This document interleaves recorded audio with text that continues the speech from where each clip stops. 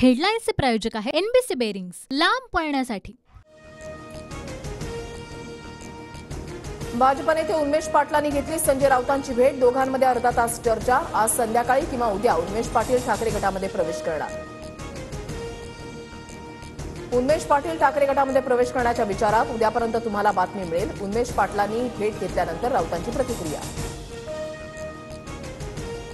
माहितीमध्ये अखेर 4 जागांवर अंतिम तोडगा निघाला। ठाणे, कल्याण आणि संभाजीनगरची जागा शिवसेना लढणार, तर पालघरची जागा भाजपकडे, सूत्रांची माहिती। नाशिक, धाराशिवची जागा अजित पवार गटाला मिळण्याची शक्यता। दोन्ही जागांबाबत शिंदे, फडणवीस आणि अजित पवारांमध्ये अंतिम चर्चा, सूत्रांची माहिती। नाशिकच्या जागेबाबत हेमंत गोडसे आज पुन्हा मुख्यमंत्री शिंदेंची भेट घेणार। नाशिकातून उमेदवारीसाठी शिंदेंसोबत गोडसेंची चौथी बैठक। हिंगोलीचे खासदार हेमंत पाटील समर्थकांसह मुंबईकडे रवाना। उमेदवार बदलीच्या चर्चांनंतर हेमंत पाटील समर्थक आक्रमक। 200 ते 300 गाड्यांचा ताफा घेऊन मुंबईकडे कूच।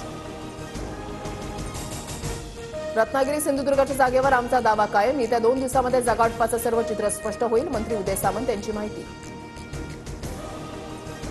लोकसभा निवडणुकीसाठी माहितीकडून 10 जागांवर अद्याप उमेदवार जाहीर नाहीत। आज किंवा उद्या यवतमाळच्या उमेदवाराची घोषणा होण्याची शक्यता।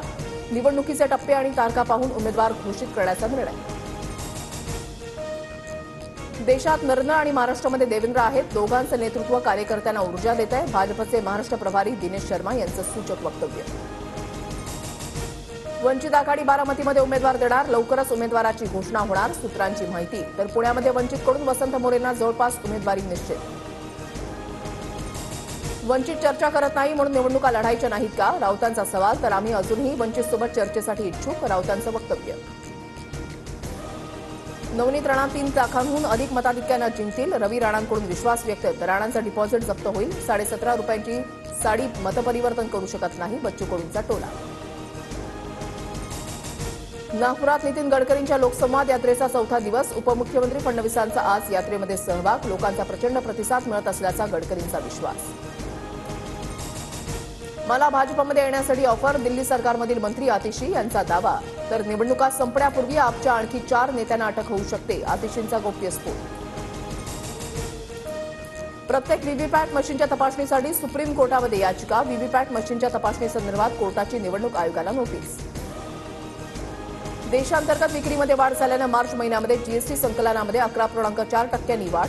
मार्च महिन्यामध्ये जीएसटीमधून 1.78 लाख कोटींचा कर। संपूर्ण आर्थिक वर्षामध्ये सरकारची 20.18 लाख कोटींची कमाई। सोन्याची दौड 70,000च्या दिशेनं। एकाच दिवसामध्ये सोन्याच्या दरामध्ये 900 रुपयांची वाढ। सध्या सोनं प्रतितोळा 69,400 रुपयांवर। राज्याच्या दुष्काळी भागामधील 10वी-12वीच्या विद्यार्थ्यांना परीक्षा फी परत मिळणार। राज्यातील एकूण 6,13,122 विद्यार्थ्यांना शुल्क माफीचा फायदा होणार। नवी मुंबईतील नवभारत इंडस्ट्रीयल केमिकल कंपनीला भीषण आग। अग्निशमन दलाच्या 5 गाड्या घटनास्थळी। हेडलाईन्सचे प्रायोजक आहे एनबीसी बेरिंग्स, लांब पळण्यासाठी।